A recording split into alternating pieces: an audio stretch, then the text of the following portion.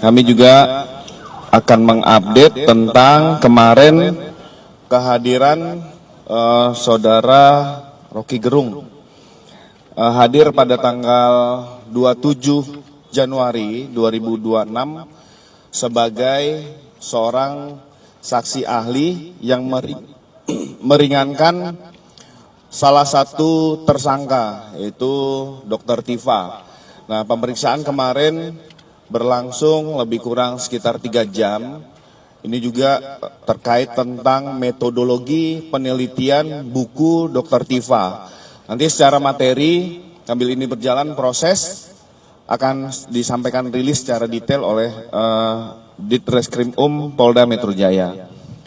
Terkait tentang pedagang es yang viral beberapa waktu, kami dari Polda Metro Jaya menyampaikan permohonan maaf apabila di dalam upaya tindakan yang dilakukan oleh personil kami, yakni Babin Kamtipmas, ada persepsi yang kurang baik ataupun kurang tepat. Kami mohon maaf karena tujuannya adalah untuk memberikan edukasi. Polda Metro Jaya dan kepolisian tidak pernah mematikan, menghambat usaha UMKM dari masyarakat. Ini harus kami sampaikan. Tapi apapun itu, kami memahami psikologis kekecewaan publik. Kami sampaikan mohon maaf dan kami akan mendalami peristiwa ini, dan Bid Propam Polda Metro Jaya sudah menjemput bola dalam hal ini mendalami apakah ada perbuatan etika kewenangan yang dilanggar oleh personil tersebut. Terkait perkembangan kematian selebgram Lula, kami sampaikan bahwa Polsek Kebayoran Baru beserta penyelidik dan penyidik Polres Metro Jakarta Selatan sudah mendalami beberapa rangkaian peristiwa. Artinya dari mulai penemuan jenazah pertama sampai dengan pengolahan barang bukti, olah TKP, pemeriksaan saksi-saksi, sudah dilakukan pemeriksaan 10 saksi, mulai dari orang yang menemukan pertama, ART dan supir, termasuk ada 2 dari teknisi pihak apartemen, termasuk sudah melakukan pemanggilan terhadap kekasih almarhum, termasuk dengan personal asisten, dan rencana tindak lanjut proses pemeriksaan keluarga dari almarhum. Kita juga meminta keterangan dari pihak dokter Rumah Sakit Fatmawati yang melaksanakan pemeriksaan visum luar terhadap jenazah. Kita juga melakukan pemeriksaan terhadap dokter R yang mengeluarkan surat keterangan kematian, termasuk kita juga melakukan pemeriksaan peminta keterangan pada Rumah Sakit Pondok Indah terkait tentang riwayat medis dari almarhumah. Kita menyampaikan bela sungkawa terhadap kejadian yang menimpa ini. Semoga keluarga almarhumah diberikan kekuatan dan ketabahan. Kita juga mengirim, kami juga mengirim beberapa barang bukti yang ditemukan di tempat kejadian peristiwa. Ini juga masih dalam proses pengolahan uji barang bukti oleh laboratorium forensik. Kita semua menunggu. Kami berharap teman-teman media dan publik juga pasti pihak kepolisian akan sangat transparan terhadap informasi perkembangan terhadap peristiwa yang terjadi di wilayah hukum Polda Metro Jaya.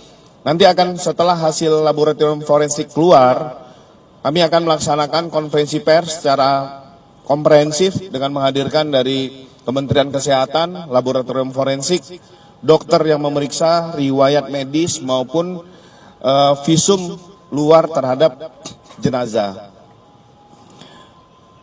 Perkembangan lanjut, ada peristiwa seorang guru yang ditetapkan sebagai tersangka di wilayah Tangsel atas laporan dari orang tua murid.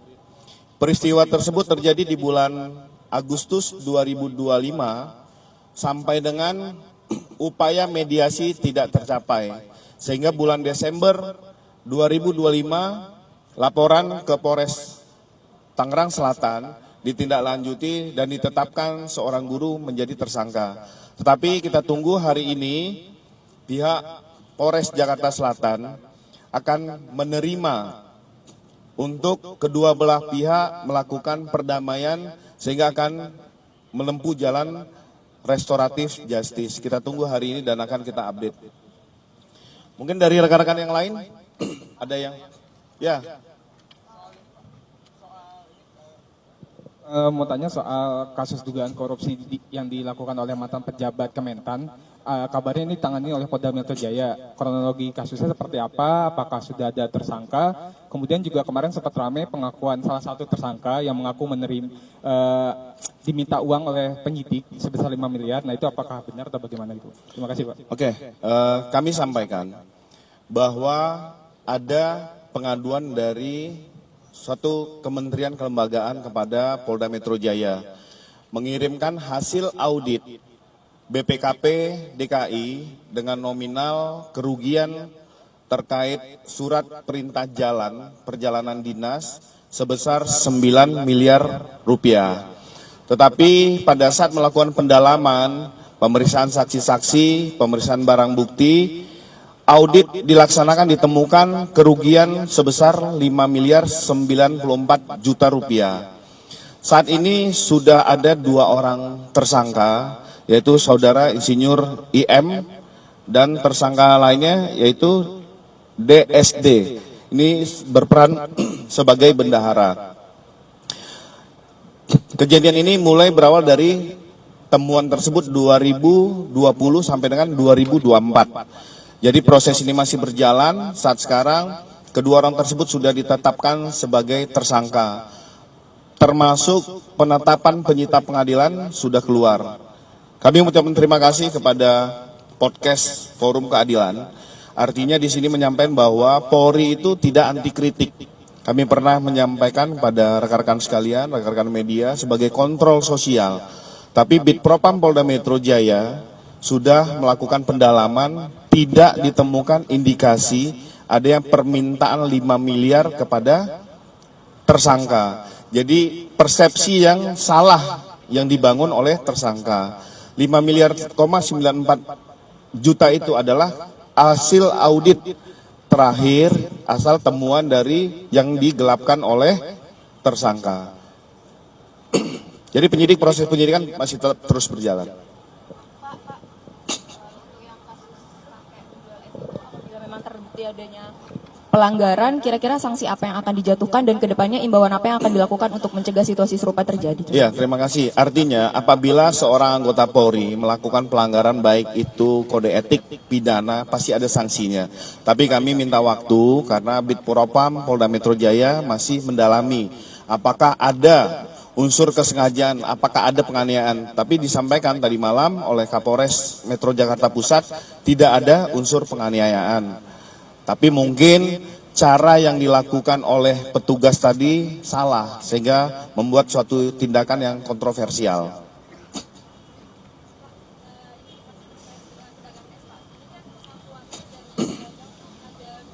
Tindakan kekerasan gitu Pak. Nah sekarang apakah anggota Babin Kamtipmas ini telah diamankan oleh Propam dan kemudian apakah mengenai pengakuan kekerasan ini akan didalami gitu Pak? Nah, Pasti ya. Yang kedua Pak, soal yang guru di Tangerang Selatan, kan ini ditetapkan sebagai tersangka. Nah ini pasalnya yang dikenakan pasal apa Pak? Oke, jadi untuk pedagang es, Pak Sudrajat ya, tadi kami sampaikan bahwa Bitpropam Polda Metro Jaya masih mendalami. Terkait tentang mengamankan itu kan ada indikasi pelanggaran kode etik pidana yang dilakukan. Kalau kita masih berdasarkan azas praduga tak bersalah, yang bersangkutan tetap diperiksa dulu sebagai saksi apabila memenuhi pelanggaran ada sidang kode etik terhadap petugas tersebut. Pasal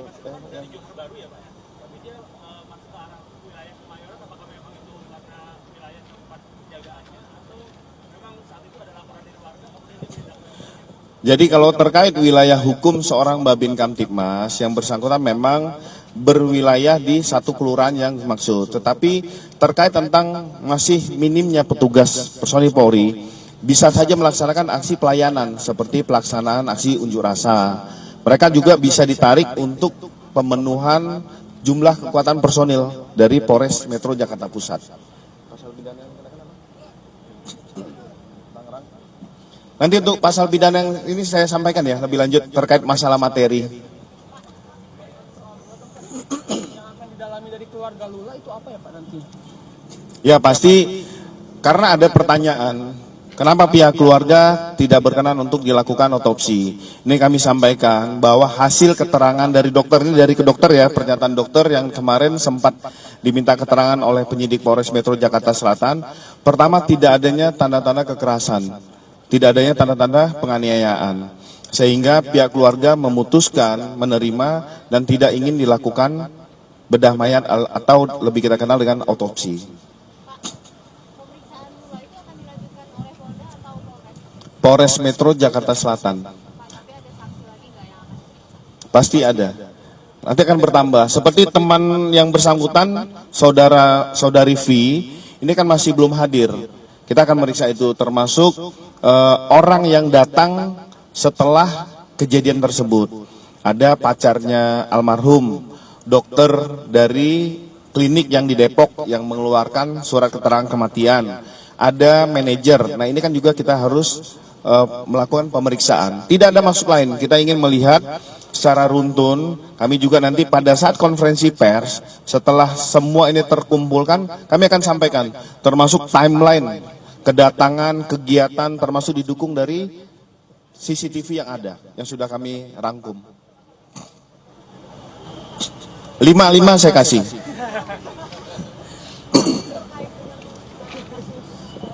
Pak Jokowi, terkait dengan kasus Pak Jokowi, jasa Pak Jokowi ini kan kemarin Rocky Gerung datang sebagai saksi ahli ya Pak.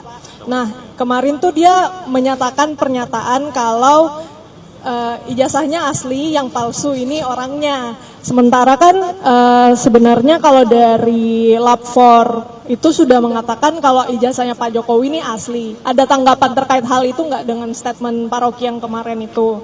Terus yang kedua soal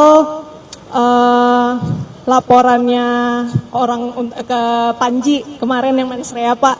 Ini ada rencana nggak sih Pak akan memeriksa si Panji ini? Dan kalau selain Panji ada saksi-saksi lainnya nggak Pak yang mau diperiksa? Oh ternyata dua Pak. Terima kasih. Saya kasih 5, cuma 2. Saya diskon. Jadi saya jawab. Yang pertama terkait tentang statement yang disampaikan itu bebas saja. Semua orang berpendapat itu bebas selama itu tidak melakukan pelanggaran dan melanggar undang-undang yang disampaikan. Terkait tentang statement tersebut pasti akan didalami oleh pihak kepolisian. Tetapi kita harus pahami, untuk menguji semua keterangan saksi, laporan, barang bukti, ini akan dibuktikan nanti di persidangan. Jadi kita hormati proses persidangan tersebut. Sudah, antara penyidik dengan pihak kejaksaan sudah melaksanakan rapat ataupun gelar perkara terkait tentang bekas-bekas perkara baik dari klaster 1 maupun klaster 2. Ini sudah dibangun komunikasi. Pelimpahan berkas perkara termasuk pemenuhan, tetapi kita harus menghormati juga bahwa tersangka juga mengajukan terkait tentang saksi, ahli, saksi-saksi yang meringankan. Itu kan harus kita tampung. Nanti kita akan sampaikan agenda berikutnya. Yang kedua terkait tentang terlapor Panji, memang ada beberapa laporan masuk, ada tahapan yang harus dilakukan oleh penyidik. Tidak boleh salah. Tetapi penyidik pasti akan proporsional, profesional, dan akuntabel. Ada laporan-laporan masuk terkait tentang penghinaan, fitnah di muka umum. Ini harus didalami. Yang pertama kali adalah dari orang yang melaporkan. Kami tekankan kepada rekan-rekan, kita harus mendalami dari pelapor dulu. Yang kedua dari saksi-saksi, siapa yang melihat, mendengar, berada di lokasi yang terkait tentang peristiwa kejadian. Yang ketiga, bagaimana kita mendalami barang bukti.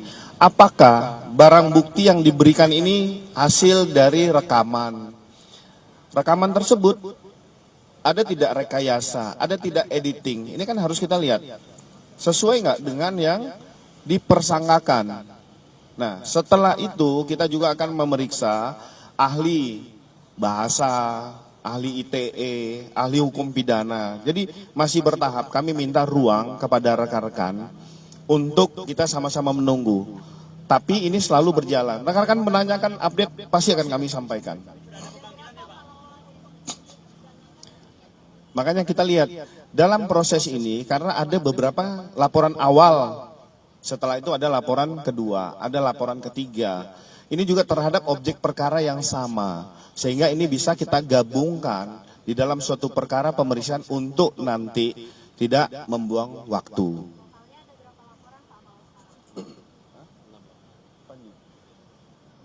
Lebih kurang 6 laporan. Belum, nanti saksi ahli nanti akan kita undang. Karena masih pemenuhan dari 6 laporan, ada pelapor, saksi-saksi kan berbeda di setiap laporan. Barang bukti juga kan harus kita lakukan kepada lembaga yang memilih sertifikasi laboratorium digital forensik. Kami akan sampaikan. Nanti kita sampaikan secara detail. Ada lagi, rekan-rekan? Oh ya, bentar. Mbak Dias, Tangsel pasal 80 Undang-Undang Perempuan, Perlindungan dan Anak, dan masih tahap penyelidikan, dan ini rencana akan dilakukan mediasi oleh kedua belah pihak.